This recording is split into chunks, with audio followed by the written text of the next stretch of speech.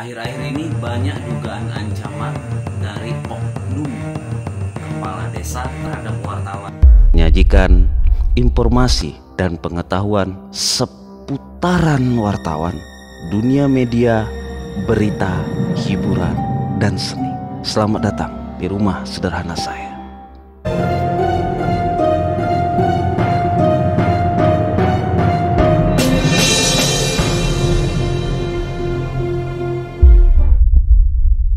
Assalamualaikum warahmatullahi wabarakatuh. Hai rekan, ada berita apa kita yang menarik malam ini? Ada yang sedikit menyentil atau sedikit mengganggu apa ya? Mengganggu pemikiran kali ya. Tapi lagi-lagi saya tekankan, informasi ini adalah dugaan ya, dugaan. Jadi baru dugaan, cuman perlu menjadi catatan bagi rekan-rekan wartawan di luar sana, jurnalis atau penggiat pers di luar sana, terkait adanya akhir-akhir ini banyak dugaan ancaman dari oknum kepala desa terhadap wartawan. Oknum. Nah, ini menarik bahwasanya dari catatan ataupun penelusuran di berbagai kejadian sepanjang 2020 itu, di berbagai daerah itu adanya intimidasi terhadap wartawan, bahkan sampai ancaman itu banyak ya. Di sini ada ancaman yang mau dibunuh, mau dipidanakan, segala macam ya. Tapi saya garis bawahi lagi, itu dugaan ya. Nah, dari penelusuran beberapa berita media cyber di tahun 2020 saja itu ada berkisar 11 kali kejadian. Ini yang saya dapatkan saja, saya tidak tahu yang tidak saya dapatkan atau yang sebelumnya, atau bahkan lebih banyak dari ini ya. Tapi ini sudah lumayan, menurut saya lumayan mengkhawatirkan. Contohnya seperti ini ya, saya sebut nama daerahnya saja, daerah besarnya, dalam arti saya tidak ingin menyebut nama desanya, yaitu di Musi Banyasin pada Januari 2020, Lampung Utara pada bulan April 2020, Bengkulu Tengah pada Mei 2020, Halmahera Selatan Mei 2020, Bekasi Juli 2020, Bengkulu Utara pada Juli 2020, Muko di Agustus 2020, Majalengka di September 2020, Indramayu di November 2020, Kuala Kapuas di Desember 2020, Lampung Selatan Desember 2020 juga. Yang terdekat di wilayah saya sendiri yaitu di Muaro Jambi, yaitu Januari 2021 untuk tahun ini. Kemudian yang terbaru adalah Muratara Februari 2020. Nah, ini ada apa gerangan, kan begitu.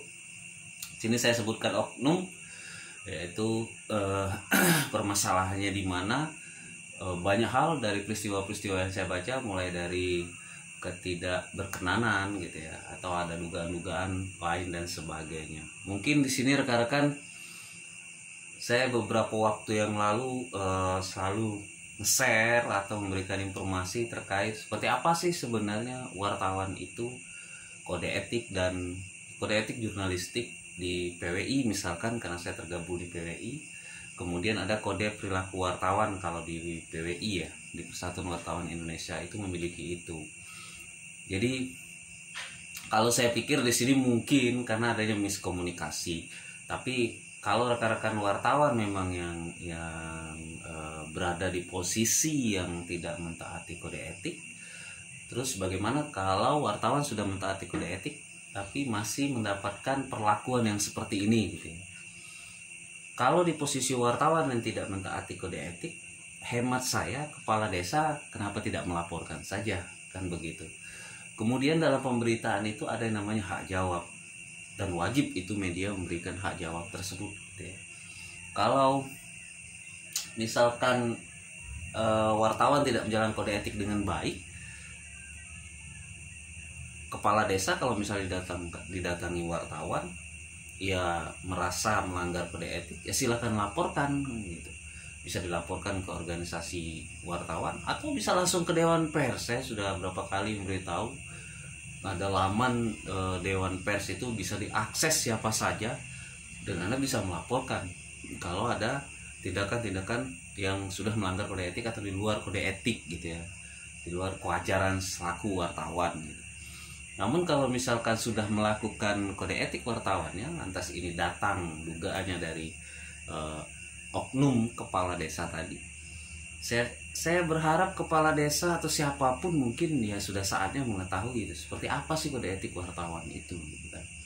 Jadi kalau tidak ada larangan untuk seorang wartawan, untuk kami selaku pekerja media itu menanyakan sesuatu atau mengkonfirmasi suatu peristiwa kalau itu berkaitan dengan kepentingan publik dan itu memang untuk publik. Nah begitu. Jadi kalau merasa itu adalah untuk kepentingan publik, Anda marah ketika dikonfirmasi wartawan, yang salah bukan kami gitu, Anda yang salah. Seharusnya kepala desa ini atau oknum kepala desa ini lebih memahami seperti apa sih kode etik jurnalistik, seperti apa sih sebenarnya yang harus dilakukan gitu ya.